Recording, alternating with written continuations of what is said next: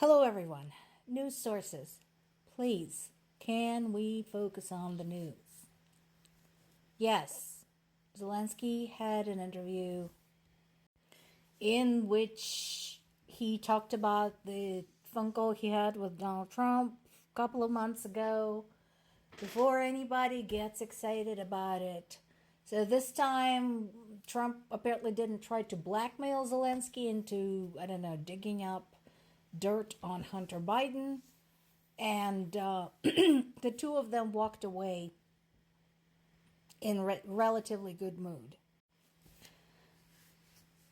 What I'm hoping is that Zelensky knows better than to trust anything Trump has to say. Trump has been famously boasting that he can end the war in Ukraine, a conflict that is founded on centuries of history and mutual hostilities, in 24 hours. That is bullshit. In all of his other public statements about the war in Ukraine, when his handlers allow him to talk about it, he basically advocates surrender. That is the crux of the matter. Now, here's the thing that I'm concerned about. There is a conversation about Zelensky's plan to push Russia into ending the hostilities and basically sending the Russian troops home. And the thing I'm concerned about is that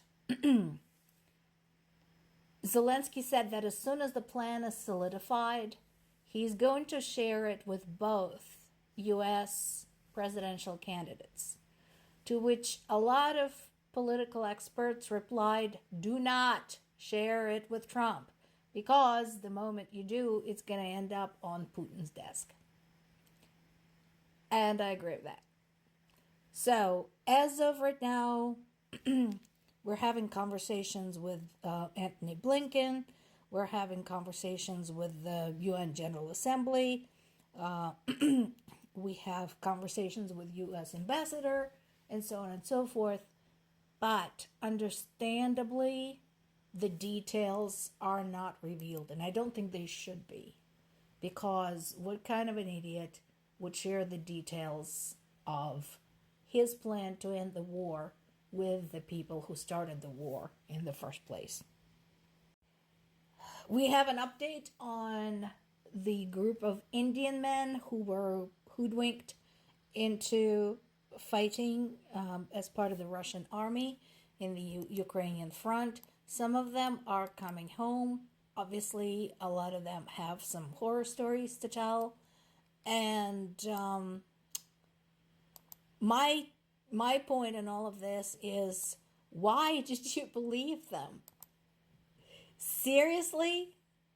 Listen, your newly elected head of state might be going over there prancing around Moscow and, accepting bling from Putin, but that doesn't make you safe.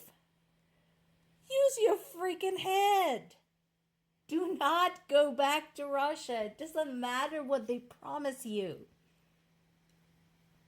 All they're looking for are more cannon fodder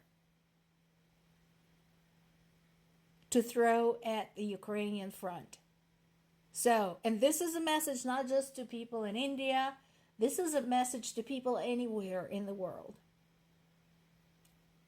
If you go to Russia lured by some kind of fantastic contract, some kind of promises of safety and citizenship, etc., don't buy it.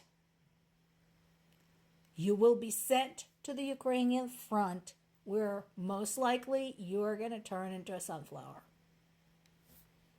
Speaking of which, so this is a really massive strike, one of the biggest probably Ukraine had delivered against Russian military targets in quite some time. I mean, we've had some very spectacular ones, like the ones against the oil depot that ended up burning for over 2 weeks. But this is an unquestionable military target, while there's some, doubts about whether an oil storage facility or oil processing facility is. But this was a weapon storage. So, no questions, that was a military facility. So the facility was struck. It caused a huge fire. Some residents had to evacuate. Now, again, the narrative of what happened is very, very different.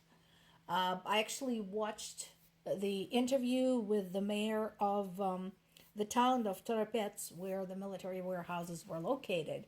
And he was trying to present it like, yeah, we had some drone attacks, and they were all shot down by our wonderful air defense systems and personnel.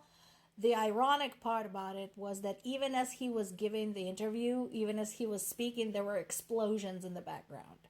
So clearly, shit was not getting shot down or disabled or intercepted or anything. It was hitting. In fact, that bitch went off so hard, it actually caused a minor earthquake. Just imagine that for a second.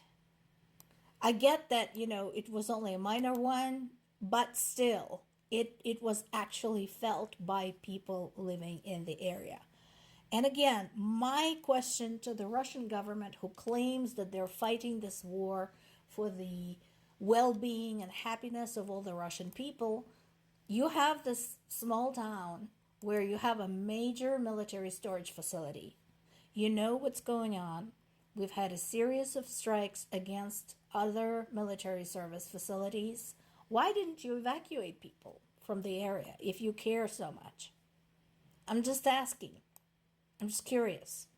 Or did you basically assume that this wasn't going to happen to you?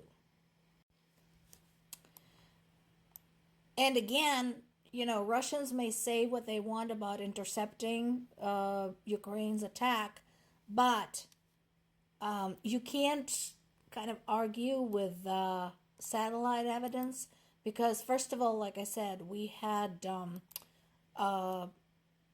explosions so massive that they got picked up by seismographs, devices that detect earthquakes. NASA is picking those things up from space. So it's definitely happening. And the thing is that one of the important things is where it's happening. And I'll show you just a moment. So here we go. I measured the distance from the city of Kharkiv, which is the northern big city, close to the border that has been pounded mercilessly by Russian military. So in the south there we have Kharkiv. In the north, big red dot is the town of Torets, where this all is happening. It's over a 15-hour drive, 1,000 kilometers, or 600, just over 680 miles.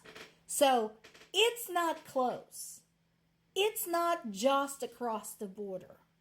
And again, in addition to causing huge amount of damage to Russian military by blowing up a crap ton of their ammunition and supplies, this also pounds in the point that those drones can be anywhere, anytime, and you have no idea, Russian people, where they're coming from.